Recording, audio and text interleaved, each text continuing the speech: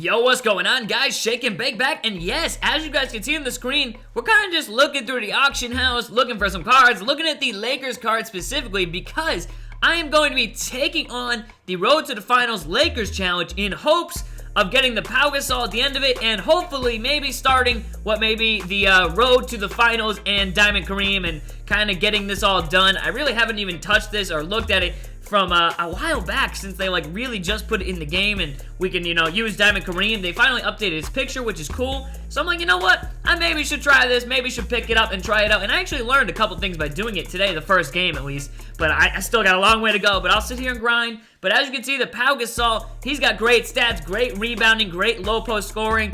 Again, he's not really much of a bang guys up like a Dwight Howard guy down in the post or a DeMarcus Cousins where he's going to dunk on everyone. More of a guy who you can use the spin off, then to a layup, maybe, a post fadeaway. You can do a lot of things with it, but kind of use his length and not really his athleticism, which Dwight Howard and Cousins or someone like that would have. It's a score in the post or his passing, which is kind of nice as well. But you guys can see I'm building my line. I do throw in a couple of my diamond players. Now, obviously, if you don't have diamond players, might make this a little bit more hard, and we'll probably won't make it as easy, but I still think these are fairly easy. You can play domination, get some solid cards. You can play the gauntlet, get some solid cards. Right here, they're offering me a crazy reward if I can get 12 offensive rebounds. Now, that's actually kind of doable, but it's really hard. Like, you'd have to play the player the entire game. You'd have to be forcing up terrible shots. It's really not that great of an idea to go for that, so I really didn't even focus on that and didn't even look at it, to be honest. But some of the trials are kind of nice and easy, and they did double the amount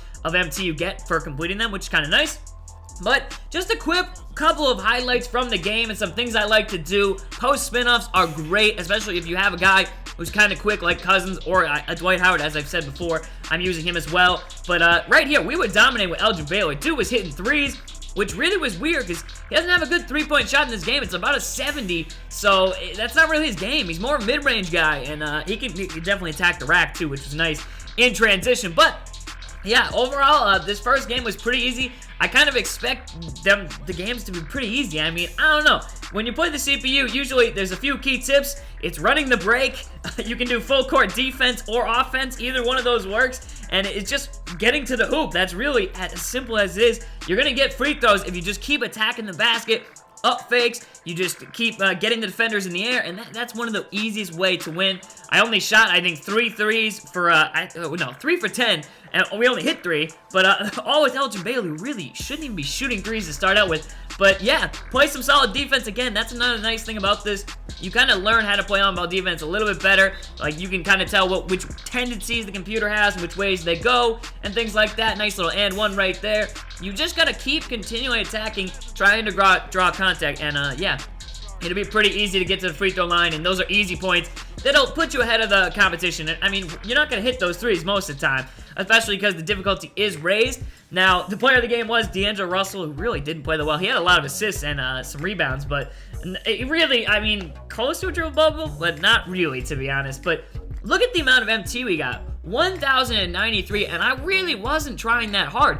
If I had, been double teaming and pushing it down the baseline the entire game, I feel like we could have probably scored up in the, we scored 80? We probably could have scored about 100 and probably could have upped that to like 1,400 MT. So, yeah, you can really score a lot. It does help that I hit, I think I hit all my free throws in that one, but yeah, pretty sweet. And again, Elgin Baylor, really not the best three-point shooter, but I definitely would recommend getting his Rookie of the Year card. Pretty nice for this challenge. And the only thing I'm concerned with, because you do got to win 16 games for Pau, and then you got to do 16 times, I think there's 7 or 8 players that you'd eventually have to get. But, yeah, the only thing I'm kind of concerned about is contracts, but I think this is pretty solid, and hopefully this is the start of the series. And, yeah, if you guys have any tips or, I guess, things for this, and if you've already been doing it, let me know down in the comments section. I will be sure to read those and reply to some of those. But, yeah, I guess we're going to start on this, and hopefully we can get the Pau. I can show him off to you guys and give you some tips on him as well. So, kind of a budgety series, maybe, something that we're mixing in there, because,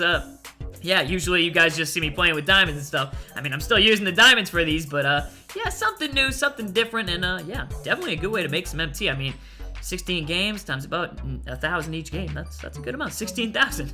So, yeah, hope you guys did enjoy, and be sure to check this out. It's actually pretty solid. Peace.